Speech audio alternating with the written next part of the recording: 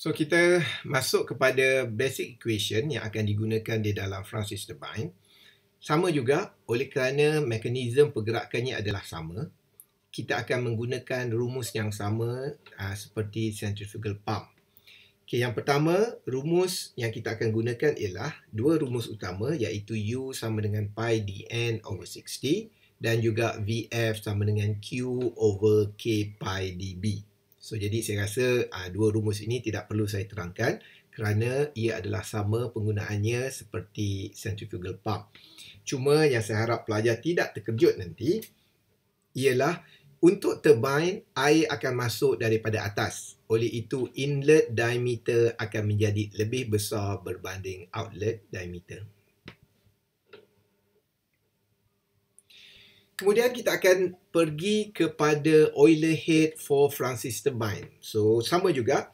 Euler head di sini membawa maksud theoretical head untuk Francis turbine. So, maksudnya apakah teori ataupun apakah ideal head ataupun kekuatan ideal, kekuatan secara teori yang boleh dihasilkan oleh sesuatu Francis turbine tersebut.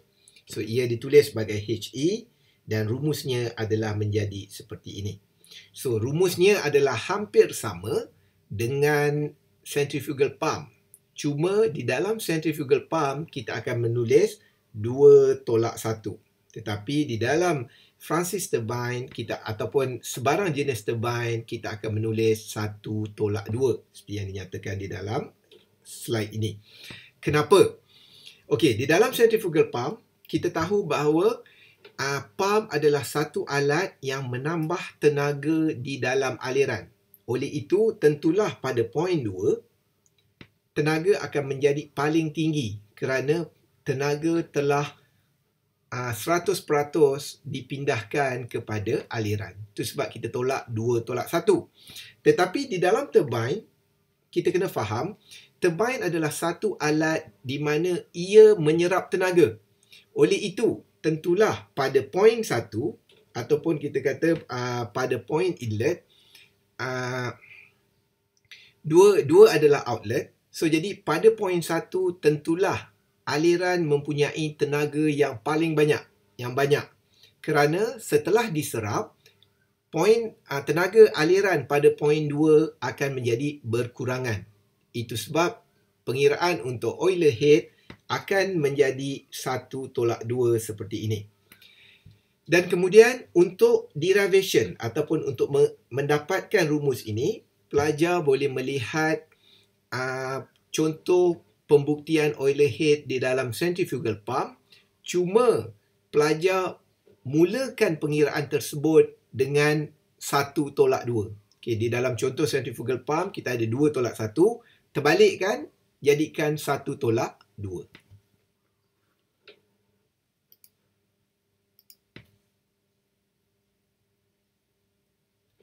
Kemudian ini adalah work done by the runner. Sama sahaja, iaitu sama dengan power. Kita menulis sebagai rho GQH dan representatifnya sekiranya tidak ada sebarang kehilangan tenaga, kita boleh menggunakan Euler head di dalam pengiraan ini dan rumus untuk mengira work ataupun power sama seperti yang ditunjukkan di dalam slide. So, kalau kita lihat balik Euler head di sini, kita dapati bahawa kita ada term minus U2 V2. Jadi, oleh itu, di dalam rumus ini, sekiranya kita ingin mendapatkan nilai Euler head yang maksimum, kita perlu pastikan tidak ada nilai yang kita tolak. So, jadi macam mana kita nak kasih minus kosong? Tentulah kita make sure V2 ini sama dengan kosong. Kita tak boleh nak jadikan U2 sama dengan kosong. Kalau U2 sama dengan kosong, membawa maksud blade langsung tidak bergerak. So, jadi kita kena pastikan V2 ini sama dengan kosong. Oleh itu, di dalam velocity profile ataupun velocity triangle, kita akan melukis seperti ini kerana kita ingin pastikan V2 sama dengan kosong supaya Euler head menjadi maksimum.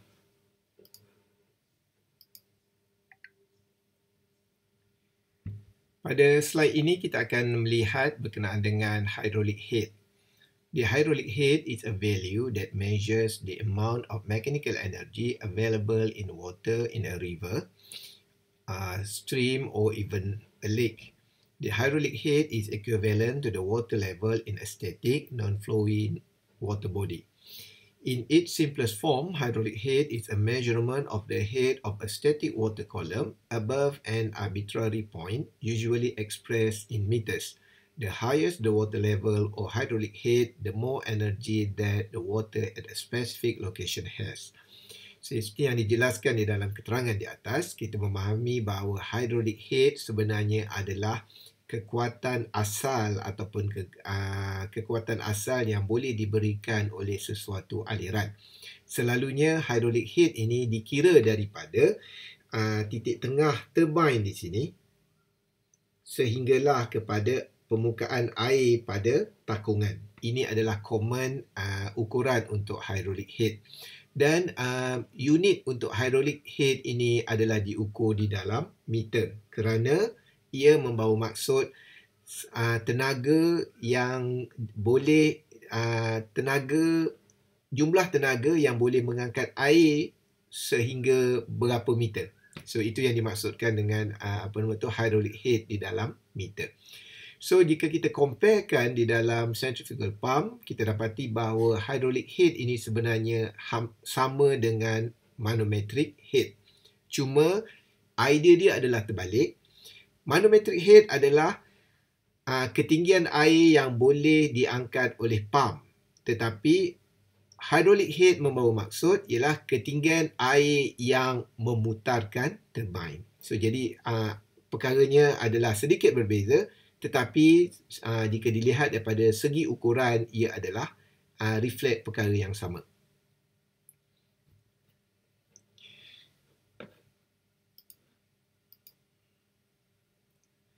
Kemudian kita akan pergi kepada effective head. There are a variety of losses known as head losses. The head losses occur as a result of friction in pipes.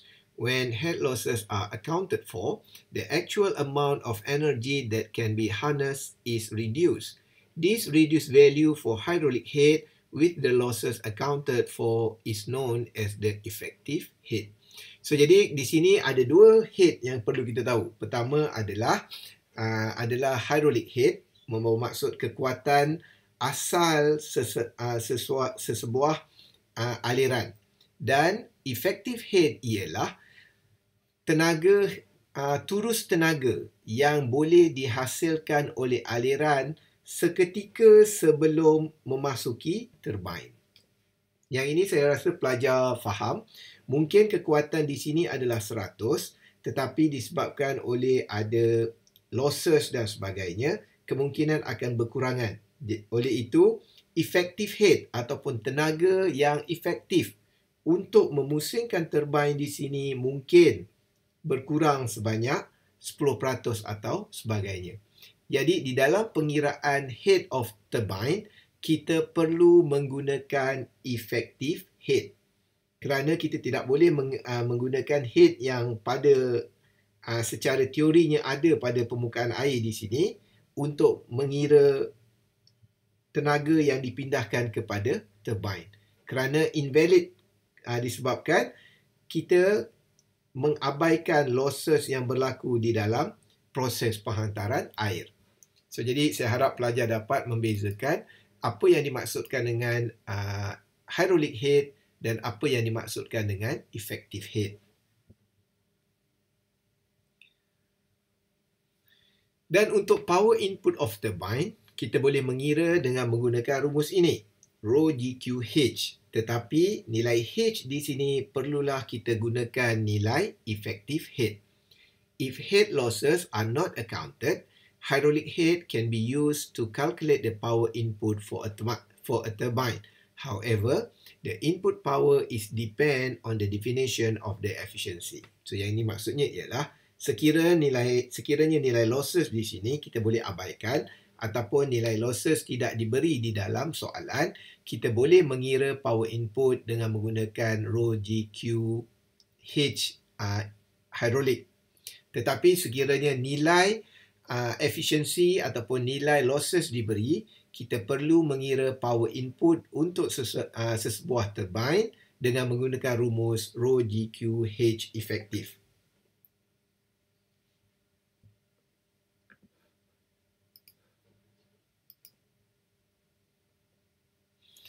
Kita pergi untuk mengira hydraulic efficiency. So, rumus untuk hydraulic efficiency dinyatakan sebagai P out over P in, dan di dalam perkara ini kita kena faham hydraulic efficiency adalah efisiensi yang kita kira ketika air masuk dan keluar turbine. Oleh itu, kita perlu menentukan yang mana input dan yang mana output. So, jadi kita tentulah mengatakan yang dua ni adalah input dan yang tiga ini adalah output. Oleh itu, kita boleh menulis power in di sini sebagai rho GQ efektif. Kenapa kita menggunakan efektif? Kerana head efektif di sini adalah turus tenaga yang masuk di dalam turbine. Dan kemudian power output di sini adalah oiler head. Oleh itu, rumus akan menjadi rho GQ HE. Dan sekiranya kita masukkan nilai oiler head, kita boleh dapati bahawa rumus akan menjadi seperti ini. U1 V1 tolak U2 V2 over GH efektif. Dan sekiranya pelajar membuat rujukan kepada centrifugal pump, hydraulic efficiency ini pair dia ataupun kawan dia, lawan dia adalah hydraulic efficiency. Dan rumus untuk hydraulic efficiency akan menjadi GH over ataupun GH manometric over U2 V2 tolak U1 V1. So, kedudukannya pun terbalik atas dan bawah, dan rumus untuk U1 V1 ini juga pun akan terbalik. Jadi, saya harap pelajar boleh comparekan dengan centrifugal pump. Kerana selalunya kalau pelajar faham centrifugal pump, pelajar boleh menyelesaikan Francis turbine dengan baik.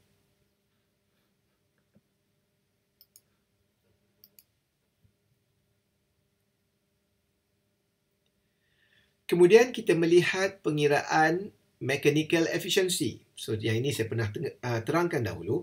Mechanical efficiency membawa maksud kita cuba mengira apakah nilai comparison ataupun ratio di antara inlet di sini ataupun nilai seketika selepas ia keluar turbine dengan nilai yang boleh dihasilkan selepas ia melalui generator. Kenapa generator? Kerana di dalam generator terdapat mechanical parts yang berputar untuk menghasilkan elektrik.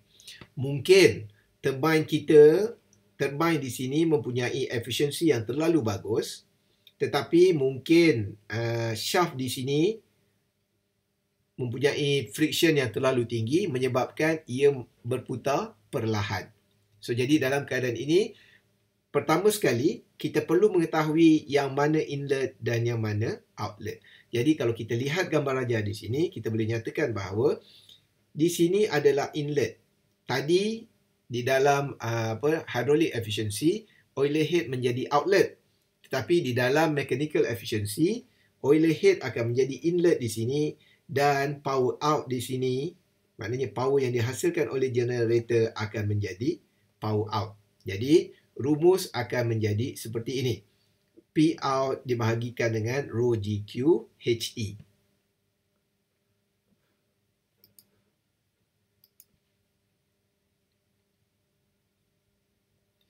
Kemudian kita boleh mengira overall efficiency bermula daripada kedudukan nombor 2 di sini sehinggalah kepada nilai output yang kita keluarkan daripada turbine kita dengan mengambil kira apakah hydraulic efficiency di dalam turbine di sini dan apakah mechanical efficiency di dalam generator. Jadi rumus yang boleh ditulis adalah seperti ini. P out dibahagikan dengan rho GQ H efektif dengan beranggapan bahawa H efektif di sini adalah input power seketika sebelum air masuk ke dalam turbine dan P out adalah nilai electricity yang dikeluarkan oleh generator.